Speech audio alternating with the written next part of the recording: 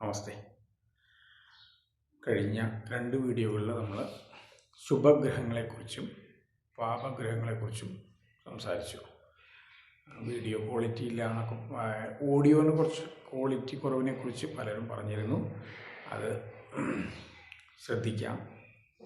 അതുപോലെ ശുഭഗ്രഹങ്ങളെക്കുറിച്ച് നമ്മൾ കുറച്ച് നല്ല രീതിയിൽ തന്നെയാണ് പാപഗ്രഹങ്ങളുടെ അവസ്ഥയും അതിൻ്റെ തന്നെ ഗ്രൂപ്പുകൾ, പലതരം കോമ്പിനേഷൻസ്, അതിനെക്കുറിച്ച് ഞാൻ സൂചിപ്പിച്ചിരുന്നു.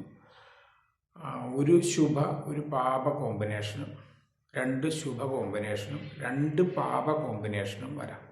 അത് 2 ഗ്രഹം വരാം, 3 ഗ്രഹം വരാം, 4 ഗ്രഹം വരാം, 5 ഗ്രഹം വരാം. അങ്ങനെയുള്ള സമയങ്ങളിലാണ് നമുക്ക് ശരിക്കും പറഞ്ഞു കഴിഞ്ഞാൽ ഫലം നിർണ്ണയിക്കാൻ ബുദ്ധിമുട്ട്. ഒന്നിലധികം കോമ്പിനേഷൻസ് ഒരു രാശിയിൽ തന്നെ, ഒരു ക്ഷേത്രത്തിൽ തന്നെ 2 അല്ലെങ്കിൽ 2-ലധികം ഗ്രഹങ്ങൾ ഒന്നിച്ച് വരുന്ന കോമ്പിനേഷൻസിൽ നിന്ന് ഫലമെടുക്കുക എന്ന് പറയുന്നത്, ഫലത്തെ നിർണ്ണയിക്കുക എന്ന് പറയുന്നതും ഫലം മനസ്സിലാക്കുക എന്ന് പറയുന്നതും ബുദ്ധിമുട്ടുള്ള ഒരു വിഷയമാണ്. അതിനാണ് പ്രാവീണ്യം വേണ്ടതും പ്രാക്ടീസ് വേണ്ടതും. കോമ്പിനേഷൻസ് ശുഭ കോമ്പിനേഷനാണോ പാപ കോമ്പിനേഷനാണോ എന്നുള്ളത് വളരെ ഇമ്പോർട്ടൻ്റ് ആണ്. ഒരു ശുഭഗ്രഹം മറ്റൊരു ശുഭഗ്രഹത്തിനോട് ചേരുന്നത്, അല്ലെങ്കിൽ 2 ശുഭഗ്രഹം വേറൊരു പാപഗ്രഹത്തിനോട് ചേരുന്നത്, അതെല്ലാം വ്യത്യാസമുണ്ട്. ഒരു പാപഗ്രഹത്തെ 2 ശുഭഗ്രഹത്തിൻ്റെ ദൃഷ്ടിയോഗം ഉണ്ടാകുമ്പോൾ ആ പാപഗ്രഹത്തിൻ്റെ ജോലിയായിരിക്കും ആ വ്യക്തി കൂടുതലും ചെയ്യാൻ സാധ്യത. യോഗദശകൾ നടക്കണം. 1, 5, 9 ഭാവത്തിൻ്റെ ദശകൾ നടക്കണം. ജ്യോതിഷ ഫലപ്രവചനത്തിൽ പ്രധാനമായിട്ടും ദശകളും ലഗ്നവുമാണ് ഇമ്പോർട്ടൻ്റ്. ജീവിതത്തിലെ കാര്യങ്ങളെ തീരുമാനിക്കുന്നത് നമ്മുടെ ദശകളാണ്. എന്ത് ദശയാണ് നടക്കുന്നത്? 1-ാം ഭാവാധിപൻ്റെയാണോ, 5-ാം ഭാവാധിപൻ്റെയാണോ, 9-ാം ഭാവാധിപൻ്റെയാണോ, 10-ാം ഭാവാധിപൻ്റെയാണോ? ദശകൾ വളരെ ഇമ്പോർട്ടൻ്റ് ആണ്. ആ ദശകളും അതുപോലെ തന്നെ ഈ ലഗ്നത്തിൻ്റെ ഫലം. 1, 5, 9 ഭാവാധിപൻ്റെ ദശ നടന്നു, എന്നാലും ലഗ്നത്തിന് ഫലമില്ലെങ്കിൽ ഫലം കുറവായിരിക്കും ജാതകത്തിൽ. ലഗ്നഫലം വളരെ ഇമ്പോർട്ടൻ്റ് ആണ്. ലഗ്നത്തിൻ്റെ ഫലം അല്ലെങ്കിൽ ലഗ്നാധിപൻ്റെ ഫലത്തിനനുസരിച്ചാണ് ആ വ്യക്തി ആനയാണോ അല്ലെങ്കിൽ കൊതുകാണോ എന്ന് തീരുമാനിക്കുന്നത്. ഒരു ലഗ്നത്തിന് എത്ര ശക്തിയുണ്ടോ, ലഗ്നാധിപന് എത്ര ശക്തിയുണ്ടോ, അതായത് ലഗ്നത്തിനും ലഗ്നാധിപനും ശുഭഗ്രഹങ്ങളുടെ ബന്ധത്തെയാണ് ശക്തി എന്ന് തീരുമാനിക്കുന്നത്. ഒരു ലഗ്നത്തിലെ ശുഭഗ്രഹം വ്യാഴം, ശുക്രൻ, പൗർണമി, ചന്ദ്രൻ, ബുധൻ എന്ന് പറഞ്ഞുള്ള ഗ്രഹങ്ങളൊക്കെ ലഗ്നത്തിൽ നിൽക്കുന്നുണ്ടെങ്കിൽ, പ്രത്യേകിച്ചും ശുഭന്മാരായിട്ടുള്ള ഗ്രഹങ്ങൾ ലഗ്നത്തിൽ നിൽക്കുന്നുണ്ടെങ്കിൽ ലഗ്നത്തിന് ഫലം വരും. അതുപോലെ തന്നെ ലഗ്നാധിപൻ ഏതാവാം. മേടം മുതൽ മീനം വരെയുള്ള 12 ലഗ്നങ്ങളുണ്ട്. ഏത് ലഗ്നമാവാം. ആ ലഗ്നാധിപൻ്റെ കൂടെ ഒരു ശുഭഗ്രഹം നിൽക്കുന്നുണ്ടെങ്കിലും ലഗ്നാധിപന് ഫലമുണ്ട്. അപ്പം ലഗ്നാധിപൻ്റെ ശുഭത്വമാണ് ആനയാണോ എറുമ്പാണോ എന്ന് തീരുമാനിക്കുന്നത്. ഉറുമ്പിന് അടി വാങ്ങിക്കുന്നതിനുള്ള ശക്തിയും ആന അടി വാങ്ങിക്കുന്നതിനുള്ള ശക്തിയും വ്യത്യാസമുണ്ട്. എല്ലാ ജീവിതങ്ങൾക്കും കയറ്റിറക്കങ്ങൾ ഉണ്ടാവും, ഫ്ലക്ച്വേഷൻസ് ഉണ്ടാവും. അപ്പോൾ ആ കയറ്റത്തിന് ഇറക്കത്തിനും എത്ര ശക്തിയുണ്ടെന്ന് തീരുമാനിക്കുന്നത് ലഗ്നമാണ്. ലഗ്നത്തിൽ പാപഗ്രഹങ്ങൾ കൂടുതൽ നിൽക്കുന്ന, ചൊവ്വ, ശനി, രാഹു പോലുള്ള ഗ്രഹങ്ങൾ ലഗ്നത്തിൽ കൂടുതൽ നിൽക്കുന്ന ഒരു ജാതകത്തിൽ ഒരു അഷ്ടമശനി വരുന്നതും അല്ലെങ്കിൽ ജന്മശനി വരുന്നതും, അതുപോലെ 6, 8 ഭാവാധിപൻ്റെ ദശ ഇതേ സമയത്ത്, അഷ്ടമശനി ജന്മശനി വരുന്ന സമയത്ത് 6, 8 ഭാവാധിപൻ്റെ 6, 8, 12 ഭാവാധിപൻ്റെ ദശയോ അപഹാരമോ വരുന്നതൊക്കെ, അത് ആനയാണെങ്കിൽ അടി താങ്ങും എന്ന് മാത്രമല്ല, അതിന് ചെറിയ വേദനയേ ഉണ്ടാവുള്ളൂ, ചെറിയ നഷ്ടങ്ങളേ ഉണ്ടാവുള്ളൂ. ആനയുടെ നഷ്ടത്തെക്കുറിച്ചാണ് ആദ്യം പറഞ്ഞത്. അതുപോലെ പക്ഷെ അത് ഉറുമ്പാണെങ്കിലോ ആ അടി അദ്ദേഹത്തിന് പിന്നെ എഴുന്നേൽക്കാൻ പറ്റില്ല. ഉറുമ്പിൻ്റെ കയ്യോ കാലോ ഒക്കെ പോയി ചതഞ്ഞരഞ്ഞ് ഒരു പക്ഷേ വളരെയധികം ബുദ്ധിമുട്ടും. അപ്പോൾ ആനയാണോ ഉറുമ്പാണോ എന്നുള്ളത് ലഗ്നം കൊണ്ടാണ് തീരുമാനിക്കുന്നത്. ഈ വ്യക്തി എത്ര ശക്തനാണ്, അടി വാങ്ങിക്കാൻ കഴിവുള്ളവനാണോ, അടി താങ്ങാൻ കഴിവുള്ളവനാണോ തീരുമാനിക്കുന്നത് ലഗ്നമാണ്. പിന്നെ അടി വരുമോ ഉള്ളത്, അല്ലെങ്കിൽ അദ്ദേഹത്തിൻ്റെ ജീവിതത്തിലെ അടി എപ്പോഴൊക്കെ വരും എന്ന് തീരുമാനിക്കുന്നത് ദശകളാണ്. അല്ലെങ്കിൽ ജീവിതത്തിൽ പ്രതിസന്ധികൾ വരുമോ എന്ന് തീരുമാനിക്കുന്നത് ദശകളും അപഹാരങ്ങളുമാണ്. ദശകളും അപഹാരങ്ങളുമാണ് പ്രധാനമായിട്ടും. 6, 8, 12 ഭാവാധിപന്മാരുടെ ദശ അപഹാരങ്ങളൊക്കെ വരുമ്പോഴാണ് നമുക്ക് ജീവിതത്തിൽ പ്രതിസന്ധികളും ബുദ്ധിമുട്ടുകളൊക്കെ ഉണ്ടാവുക. എന്ന് പറഞ്ഞാൽ എല്ലാ 6, 8, 12 ഭാവാധിപ ദശകൾ ദോഷം ചെയ്യുവെച്ചല്ല.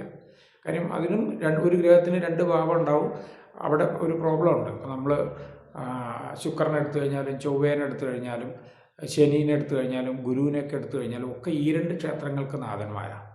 അപ്പോൾ ആ 2 ക്ഷേത്രങ്ങൾ ഉണ്ടാവുകൊണ്ട് ഇത് 6ാം ഭാവാധിപനാണ്. അപ്പോൾ തുലാ ലഗ്നക്കാർക്ക് അഷ്ടമാധിപത്യവും ശുക്രനാണ്, ലഗ്നാധിപത്യവും ശുക്രനാണ്. ഇവിടെ നമ്മൾ കണക്കാക്കുന്നത് അഷ്ടമാധിപത്യ ഫലം തരുമോ ലഗ്നാധിപത്യ ഫലം തരുമോ എന്നുള്ളതാണ്. അത് എങ്ങനെയെന്ന് പറഞ്ഞു കഴിഞ്ഞാൽ അത് മനസ്സിലാക്കിയാലാണ് ഈ ഗ്രഹം എങ്ങനെയാണ് വർക്ക് ചെയ്യുക, അല്ലെങ്കിൽ ആദ്യം ഏത് ഫലമായിരിക്കും തരിക എന്നൊക്കെ തീരുമാനിക്കേണ്ടി വരിക. കാര്യം അത് ലഗ്നവുമായി ബന്ധം വരണം. ഒന്നുകിൽ ശുക്രന് ലഗ്നത്തിലൊരു ഗ്രഹം നിന്ന്, ഇപ്പോൾ സൂര്യൻ ലഗ്നത്തിൽ നിന്നു, ചിങ്ങത്തിൽ ശുക്രൻ നിന്നു എന്ന് പറഞ്ഞു കഴിഞ്ഞാൽ ഗ്രഹങ്ങൾ തമ്മിൽ വീട് പരസ്പരം മാറി നിൽക്കുക. അങ്ങനെ പരിവർത്തനം ചെയ്യുകയാണെങ്കിൽ ലഗ്നബന്ധം വന്നു കഴിഞ്ഞാൽ ആ ശുക്രൻ 80% ലഗ്നാധിപത്യ ഫലം തരും. അതുപോലെ തന്നെ ഈ അഷ്ടമത്തിലാണ് നിൽക്കണമെന്ന് വയ്ക്കാം. അഷ്ടമഭാവം എന്ന് പറയുന്നത് ഇടവമാണ്. ഈ ഇടവത്തിൻ്റെ 8 എന്ന് പറഞ്ഞു കഴിഞ്ഞാൽ ധനുവിൽ നിൽക്കുന്ന ശുക്രനാണെങ്കിൽ അതും പൂർണ്ണമായും ലഗ്നഫലം മാത്രമേ തരുള്ളൂ. കാര്യം അഷ്ടമഭാവത്തിൻ്റെ 8 അഷ്ടമഭാവത്തിൻ്റെ 6 അഷ്ടമത്തിൻ്റെ 12 നിൽക്കുന്ന ഗ്രഹം ആ ഗ്രഹത്തിൻ്റെ അഷ്ടമത്തിൻ്റെ ഫലം തരാൻ യോഗ്യനാവില്ല. അത് കിട്ടില്ല എന്നുള്ളതാണ്.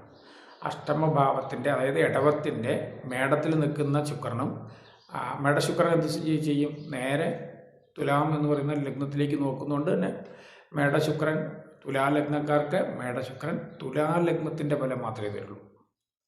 80%, 20% ഇടവ രാശി, അതായത് അഷ്ടമരാശിയുടെ ഫലം തരും.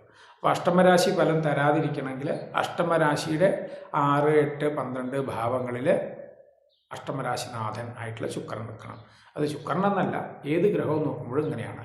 അതായത് രാശിക്ക് 6, 8, 12 മറഞ്ഞു നിന്നിട്ടുണ്ടെങ്കിൽ മറ്റേ രാശിയുടെ ഫലം, അല്ലെങ്കിൽ 2 രാശികൾ വരുമ്പോൾ ഏത് രാശിയാണോ തരേണ്ടത്, ഇപ്പം ലഗ്നമാണ് നമുക്ക് ആവശ്യമുണ്ടെങ്കിൽ ലഗ്നത്തിൻ്റെ 6, 8, 12 മറഞ്ഞുകൂടാ. തുലാലഗ്നത്തിൻ്റെ 6, 8, 12 മറയുന്നത് ലഗ്നത്തിൻ്റെ ഫലം കുറയ്ക്കുകയാണ് ചെയ്യുക. പക്ഷേ അതേസമയം അഷ്ടമരാശിയായിട്ടുള്ള ഇടവത് രാശിയുടെ 6, 8, 12 ശുക്രൻ മറഞ്ഞിരിക്കുന്നതെങ്കിൽ അഷ്ടമഫലം കുറഞ്ഞു നിൽക്കും. അപ്പോൾ ഒരു ഗ്രഹം അഷ്ടമഫലം തരുമോ ലഗ്നഫലം തരുമോ എന്ന് തീരുമാനിക്കുന്നത് അത് ഏത് ഭാവവുമായിട്ട് കൂടുതൽ ബന്ധം വരുന്നു. അപ്പോൾ ത്രികോണത്തിലാണോ, ഭാവത്തിൻ്റെ ത്രികോണത്തിലാണെങ്കിൽ ആ ഭാവത്തിന് പുഷ്ടിയുണ്ട്. ഭാവത്തിൻ്റെ കേന്ദ്രത്തിലാണെങ്കിൽ, അതിപ്പോൾ തുലാത്തിൻ്റെ കേന്ദ്രത്തിലോ ത്രികോണത്തിലോ ഒക്കെയാണ് ശുക്രൻ നിൽക്കുന്നെങ്കിൽ തുലാരാശിക്കാണ്, ഭാവത്തിനാണ് ഫലം വരിക, ലഗ്നത്തിനാണ് ഫലം വരിക. അങ്ങനെ ഒരു ഗ്രഹത്തിൻ്റെ എവിടെ നിൽക്കുന്നു എന്ന് തീരുമാനിച്ചാണ് ഏത് ക്ഷേത്രത്തിൻ്റെ ഫലം തരും എന്ന് മനസ്സിലാക്കുക. ഏത് ക്ഷേത്രത്തിൻ്റെ ഫലം തരണമെങ്കിലും ആ ക്ഷേത്രത്തിനെ മറഞ്ഞു നിൽക്കാൻ പാടില്ല. നമ്മുടെ ജാതകത്തിൽ തന്നെ ലഗ്നത്തിൻ്റെ 12 നിൽക്കുന്ന ഗ്രഹം ലഗ്നത്തിൽ ഒരു ഫലവും തരില്ല. ഒരു ഭാവത്തിൻ്റെ 12 മറയാൻ പാടില്ല. അപ്പോൾ ബുധൻ 9ാം ഭാവാധിപനാണ് തുലാലഗ്നത്തിന് എടുത്തു കഴിഞ്ഞാൽ ബുധൻ 9ാം ഭാവാധിപനാവും. അതേ ബുധൻ 8 കയറി മറിഞ്ഞു കഴിഞ്ഞാൽ ആ 9ാം ഭാവത്തിൻ്റെ ഒരു ഫലവും കിട്ടില്ല. 12ാം ഭാവ ഫലം മാത്രമേ തരുള്ളൂ. അതാണ് ഫലം. അതുപോലെ ബുധൻ കയറി 12ാം ഭാവത്തിൻ്റെ 12 മറിഞ്ഞ് നിൽക്കുകയാണ്. 12ാം ഭാവം എന്ന് പറയുന്നത് കന്നിയാണ്. തുലാലഗ്നത്തിന് 12ാം ഭാവം കന്നിയാണ്. അതേസമയം അത് ചിങ്ങരാശിയിലാണ് ബുധൻ നിൽക്കുന്നതെങ്കിൽ എന്ത് സംഭവിക്കും? 9ാം ഭാവ ഫലം കൂടുതൽ തരും. അങ്ങനെയാണ് ഭാവങ്ങൾ. ഭാവത്തിൻ്റെ 6, 8, 12 ഗ്രഹം മറിഞ്ഞ് നിൽക്കുന്നതെങ്കിൽ ആ ഭാവത്തിൻ്റെ ഫലം അല്ല തരിക. 2 ഭാവങ്ങളുള്ളപ്പോൾ മറ്റേ ഭാവം ഏതാണോ അതിൻ്റെ ഫലങ്ങൾ തരും. അത് നമ്മൾ അപ്പോൾ ഒരേ ഗ്രഹം തന്നെ 6ാം ഭാവഫലമുണ്ട്. മേടം നോക്കിക്കഴിഞ്ഞാൽ ചൊവ്വേനെ നോക്കിക്കഴിഞ്ഞ് കഴിഞ്ഞാൽ ചൊവ്വ വൃശ്ചികത്തിൽ നിന്നാൽ 6ാം ഭാവാധിപനും ചൊവ്വ തന്നെയാണ് മേടത്തിൽ. പക്ഷേ 6ാം ഭാവത്തിൻ്റെ 12 മീനത്തിൽ നിൽക്കുന്നതോ, അതേപോലെ 6ാം ഭാവത്തിൻ്റെ 8 വൃശ്ചികത്തിൽ തന്നെ നിൽക്കുന്നതോ, 6ാം ഭാവത്തിൻ്റെ 6 കന്നിയിൽ നിൽക്കുന്നതോ ഒക്കെ ആയിട്ടുള്ള ചൊവ്വ 6ാം ഭാവത്തിൻ്റെ ഒരു ഫലവും തരില്ല. അങ്ങനെയാണ്. അപ്പോൾ പിന്നെ പരിവർത്തനം വരാൻ പാടില്ല. ആറാം ഭാവവുമായിട്ട് ചൊവ്വ ഏതെങ്കിലും ഒരു ഗ്രഹവുമായിട്ട് പരിവർത്തനം മീൻസ് പരസ്പരം വീട് മാറി നിൽക്കുന്നതിനെയാണ്. ഇപ്പോൾ സൂര്യനും ചൊവ്വയും കൂടി വീട് മാറി നിൽക്കുക. മേടത്തിലെ സൂര്യനും ചിങ്ങത്തിൽ ചൊവ്വയും വരുമ്പോൾ സൂര്യനും ചൊവ്വയും കൂടിയുള്ള ഗ്രഹമാറ്റം വന്നിട്ട് പരിവർത്തനം എന്നാണ് പറയുക. പരിവർത്തനം വരുമ്പോൾ ഏത് ഗ്രഹവുമായിട്ടാണോ പരിവർത്തനം ചെയ്തത്, ഏത് ഭാവങ്ങളുമായിട്ടാണോ പരിവർത്തനം ചെയ്തത്, ആ ഭാവഫലം മാത്രമേ തരുള്ളൂ. അപ്പോൾ ഗ്രഹങ്ങൾ എങ്ങനെയാണ് ഫലം തരുന്നത്, ഏത് ഭാവത്തിൻ്റെയാണ് ഫലം തരുന്നത് എന്നൊക്കെ വളരെ ഇമ്പോർട്ടൻ്റ് ആണ്. അതുപോലെ തന്നെയാണ് കോമ്പിനേഷൻസ്, ഗ്രഹങ്ങളുടെ കോമ്പിനേഷൻസ്. ഗ്രഹങ്ങൾ 2 ഗ്രൂപ്പാണ്. അത് ഞാൻ വീണ്ടും വീണ്ടും പറഞ്ഞു. ഗുരുവിൻ്റെ ഗ്രൂപ്പും ശുക്രൻ്റെ ഗ്രൂപ്പും എന്ന് പറയുന്നതാണ് നമ്മൾ വേർതിരിച്ച് മനസ്സിലാക്കേണ്ട ഒരു വിഷയം. ഗുരുവിൻ്റെ ഗ്രൂപ്പിൽ സൂര്യനും ചന്ദ്രനും ചൊവ്വയും ഗുരുവും എന്ന് പറയുന്ന 4 ഗ്രഹങ്ങളാണ്. അതുപോലെ തന്നെ ശുക്രൻ്റെ ഗ്രൂപ്പിൽ ശുക്രൻ, ബുധൻ, ശനി എന്ന് പറയുന്ന 3 ഗ്രഹങ്ങളായിരിക്കും. അത് രാഹു കേതുവാണ് അതിൻ്റെ പുറത്തുള്ളത്. രാഹുവും കേതുവും വന്നിട്ട് ഏത് ക്ഷേത്രത്തിലാണോ നിൽക്കുന്നത് ആ ക്ഷേത്രനാഥൻ്റെ ഫലം കൂടുതൽ തരും. ഏത് ഗ്രഹത്തിൻ്റെ കൂടെയാണോ നിൽക്കുന്നത് ആ ഗ്രഹത്തിൻ്റെ ഫലം കൂടുതൽ തരും. അങ്ങനെയാണ്. രാഹുകേതുക്കൾക്ക് സ്ഥായി സ്വഭാവമോ സ്ഥായി ഗ്രൂപ്പോ ഇല്ല. അവർക്ക് യാതൊരുവിധ കാരകത്വങ്ങളും ഇല്ല. അവർ ഏത് ഗ്രഹത്തിൻ്റെ കൂടെ നിൽക്കുന്നോ ആ ഗ്രഹത്തിൻ്റെ ഫലം പറഞ്ഞോണം. അതായത് ബുധൻ്റെ ക്ഷേത്രത്തിൽ നിൽക്കുന്ന രാഹു ആണെങ്കിൽ ശുഭത്വമുണ്ടെങ്കിൽ ബുധൻ്റെ പൂർണ്ണഫലം, ബുദ്ധി വളരെ കൂടി നിൽക്കും. രാഹുദശയിൽ വിദ്യാഭ്യാസം വളരെ ടോപ്പിലേക്ക് പോകും. നല്ല വിദ്യാഭ്യാസം.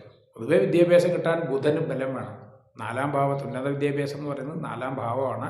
അതുപോലെ തന്നെ ബുധൻ്റെ ബലമാണ്. ബുധൻ അതീയ ബുദ്ധിയോടുകൂടി നിൽക്കണമെങ്കിൽ ബുധന് നല്ല ബലം ഉണ്ടായിരിക്കുക. നല്ല ബുദ്ധിശാലികൾ, PhD എടുക്കുക, നല്ല ഉന്നത വിദ്യാഭ്യാസം നേടുക, ഇതൊക്കെ വന്നിട്ട് ബുധൻ്റെ ബലം. പ്രത്യേകിച്ച് കന്നി രാശിയുടെ ബലമാണ്.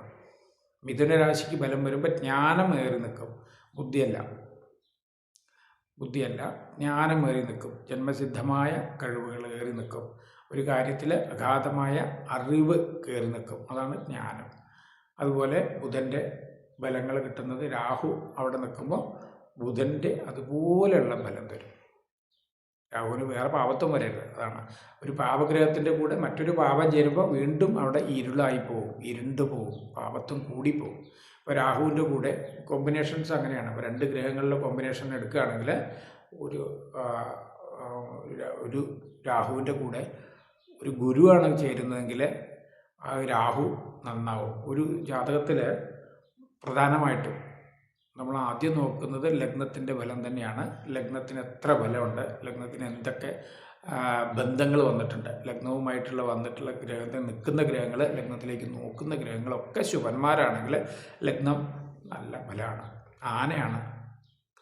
പിന്നെ അദ്ദേഹത്തിന് ദശകൾ നല്ലതായിട്ട് വരും. ആന കാട്ടിൽ തന്നെയാണോ അല്ല നാട്ടിൽ പിടിച്ചു കൊടുത്തിട്ട് തടി പിടിപ്പിക്കാൻ പോവുകയാണോ തീരുമാനിക്കുന്നത് ദശകളാണ്. ആനയുടെ കഷ്ടം അല്ലെങ്കിൽ ആന ശക്തനായി കാട്ടിൽ തന്നെ വിരാജിച്ച് ജീവിക്കുകയാണോ എന്ന് തീരുമാനിക്കുന്നത് ദശകളാണ്. 1, 5, 9 ഭാവാധിപൻ്റെ ദശകൾ നടക്കുന്നുണ്ടെങ്കിൽ പ്രധാനമായിട്ടും കണ്ടിന്യൂസ് ആയിട്ട് 1, 5 ഒരു 60 വയസ്സ് വരെ, ഒരു 20 വയസ്സ് മുതൽ 60 വയസ്സ് വരെയുള്ള സമയത്ത് 1, 5, 9 ഭാവാധിപൻ്റെ ദശകൾ നടക്കുന്നുണ്ടെങ്കിൽ അത് നല്ല ജാതകമാണ്. അവർ യോഗമുള്ള ജാതകമാണ്. അപ്പോൾ യോഗദശകൾ നടക്കുക എന്ന് പറയുന്നത് വളരെ ഇമ്പോർട്ടൻ്റ് ആണ്. ലഗ്നത്തിൻ്റെ ബലത്തിൻ്റെ ഒപ്പം തന്നെ പ്രധാനമാണ് യോഗമായിട്ടുള്ള ദശകൾ. ഇത് രണ്ടും ശരിക്കും മനസ്സിലാക്കിയാൽ നമുക്ക് നന്നോ അല്ലെങ്കിൽ നല്ലതാണോ ബുദ്ധിമുട്ടാണോ എന്ന് മനസ്സിലാവും. അതേ സമയത്താണ് ഗോചരത്തിൽ അഷ്ടമം, ജന്മശനി പോലുള്ള കാര്യങ്ങളും വരെ. അത് ഈ ലഗ്നത്തിന് ബലം ഉണ്ടെങ്കിൽ ഇതിനൊക്കെ കവർ ചെയ്ത് പോകാനുള്ള ശക്തി ഉണ്ടാവും. കാര്യം അടി കിട്ടും. അത് ആനയാണെങ്കിലും ഉറുമ്പാണെങ്കിലും അടി എന്ന് പറയുന്നത് നമുക്ക് കിട്ടും. പക്ഷെ അടിയെ താങ്ങാൻ ആനയ്ക്ക് കഴിയുന്നത്ര ഉറുമ്പിന് കഴിയില്ല. അതാണ് വ്യത്യാസം. അത് അഷ്ടമശനി അതുപോലെയുള്ള ബുദ്ധിമുട്ടുകൾ വരുമ്പോൾ അല്ലെങ്കിൽ 6, 8, 12 ഭാവാധിപൻ്റെ ദശകൾ വരുന്ന സമയത്തൊക്കെ നമ്മളുണ്ടാകുന്ന ബുദ്ധിമുട്ടുകളിൽ നിന്ന് മറികടന്ന് പോകണമെങ്കിൽ ലഗ്നത്തിന് ബലം വേണം, ലഗ്നാധിപന് ബലം വേണം. അപ്പോൾ ലഗ്നത്തിൻ്റെയും ലഗ്നാധിപൻ്റെയും ബലവും അതുപോലെ പിന്നെ ജാതകത്തിൽ വേണ്ടത് 1, 5, 9 ഭാവാധിപൻ്റെ ദശ എന്ന് പറയുന്ന ഫലങ്ങളുമാണ്. അതുപോലെ ജാതകത്തിൽ പ്രധാനമായിട്ടും കൂടുതൽ ബലം വരേണ്ട ഭാവങ്ങൾ 4ാം ഭാവം, 5ാം ഭാവം, 9ാം ഭാവം, 10ാം ഭാവം. ലഗ്നഭാവം പ്രധാനമാണെന്ന് പറഞ്ഞു. അത് എത്രയാണെങ്കിലും ലഗ്നം പ്രധാനം. പിന്നീട് നമുക്ക് വേണ്ടത് 4ാം ഭാവം, 9ാം ഭാവം, അതുപോലെ സൂര്യചന്ദ്രന്മാർ. നാലാം ഭാവം മാതാവാണ്, വീടാണ്, വണ്ടിയാണ്, വാഹനമാണ്, ഉന്നത വിദ്യാഭ്യാസമാണ്. ഇതെല്ലാം നാലാം ഭാവമുണ്ട്. അപ്പോൾ നാലാം ഭാവം കെട്ടുപോകാനേ പാടില്ല, വിദ്യാഭ്യാസം കെട്ടുപോകും. അതുപോലെ 9ാം ഭാവം പിതാവാണ്. കാരണം മാതാവ് ഉണ്ടെങ്കിലാണ് നമുക്കൊരു 20 വയസ്സ് വരെ കംഫർട്ട് സോണിൽ ജീവിച്ചു പോകാനും നല്ല വിദ്യാഭ്യാസം കിട്ടാനൊക്കെ നല്ലൊരു മാതാവിൻ്റെ സാന്നിധ്യം ആവശ്യമുണ്ട് നമുക്ക്. അപ്പോൾ 4ാം ഭാവം ചന്ദ്രൻ, അതുപോലെ 4ാം ഭാവവും മാതൃകാരകനായ ചന്ദ്രനും ബലം വേണം. 9ാം ഭാവം പിതാവുണ്ടെങ്കിലേ നമുക്ക് നല്ല ജീവനം ഉണ്ടാവുള്ളൂ. 20 വയസ്സ് വരെ പാട്ടുപാടി ജീവിക്കാൻ പറ്റുള്ളൂ. പിതാവിൻ്റെ സംരക്ഷണം കിട്ടുള്ളൂ. മാതാവിൻ്റെയും പിതാവിൻ്റെയും സംരക്ഷണം വ്യക്തമായിട്ട് കിട്ടണമെങ്കിൽ 4ാം ഭാവവും 9ാം ഭാവവും ബലം വേണം. അല്ലെങ്കിൽ സൂര്യൻ ബലം. പിതാവിൻ്റെ കാരകത്വങ്ങൾ ഭാഗ്യമാണ്. അത് 9ാം ഭാവം പിതൃസ്വത്താണ്, പിതാവാണ്. ഇതെല്ലാം 9ാം ഭാവം ഉണ്ടാകും. അപ്പോൾ 4ഉം 9ഉം പ്രധാനമാണ്. അതുപോലെ 5ാം ഭാവം ത്രികോണ ഭാവങ്ങളായിട്ടുള്ള 5ാം ഭാവം.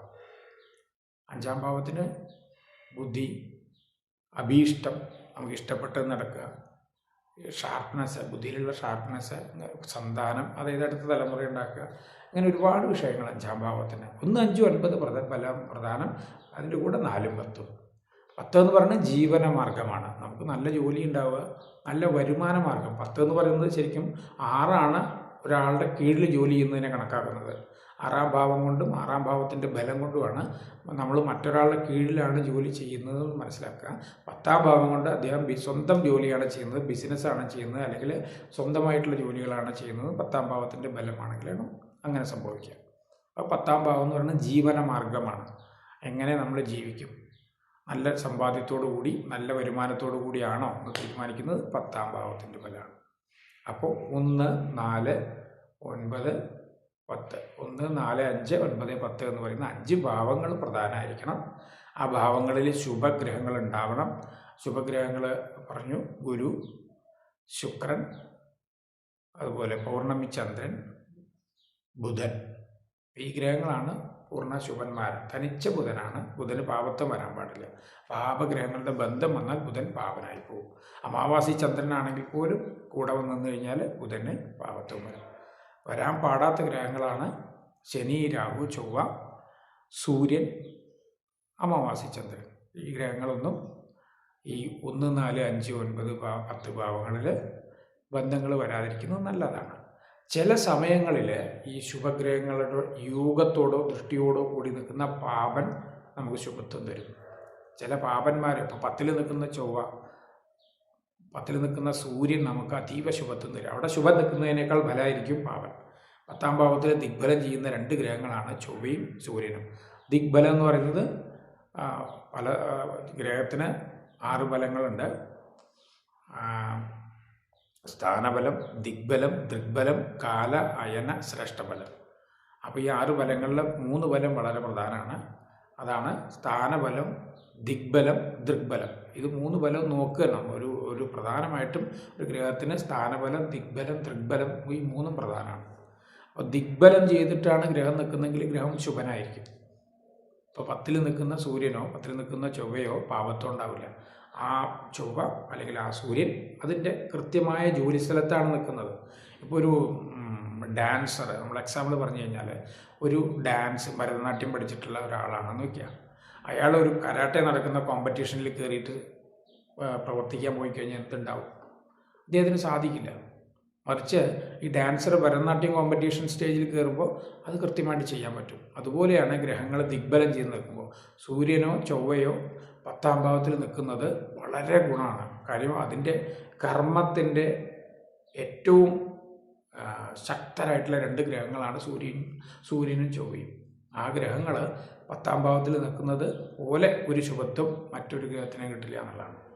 പാപഗ്രഹമായിരിക്കാം, പക്ഷെ 10ൽ സൂര്യൻ ദിഗ്ബലം ചെയ്ത് നിൽക്കുന്നതുകൊണ്ട് നമ്മൾ ഉയർന്ന ജോലി അല്ലെങ്കിൽ ഉന്നതമായ അവസ്ഥ അല്ലെങ്കിൽ അധികാരബലം എല്ലാം തരുന്നത് 10ലെ സൂര്യനും 10ലെ ചൊവ്വയും നമുക്ക് വളരെയധികം തരും.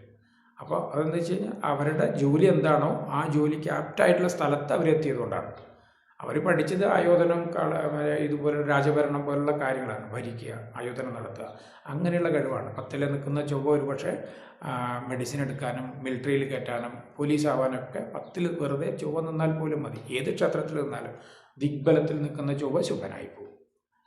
10ൽ നിൽക്കുന്ന സൂര്യൻ നമുക്ക് മാനേജർ പോസ്റ്റ് ഉത്തരവാദിത്തപ്പെട്ട ഉയർന്ന പദവികളൊക്കെ തരുന്നത് അല്ലെങ്കിൽ അധികാരങ്ങൾ തരുന്നത് മന്ത്രിയാക്കുന്നതൊക്കെ 10ൽ സൂര്യൻ വെറുതെ നിന്നാൽ തന്നെ മതിയാവും, പാപത്വമില്ലാതെ. സ്ഥാനബലത്തിൻ്റെ ഒപ്പം തന്നെ ദിഗ്ബലം പ്രധാനമാണെന്നാണ് ഇപ്പോൾ പറഞ്ഞു വന്നത്.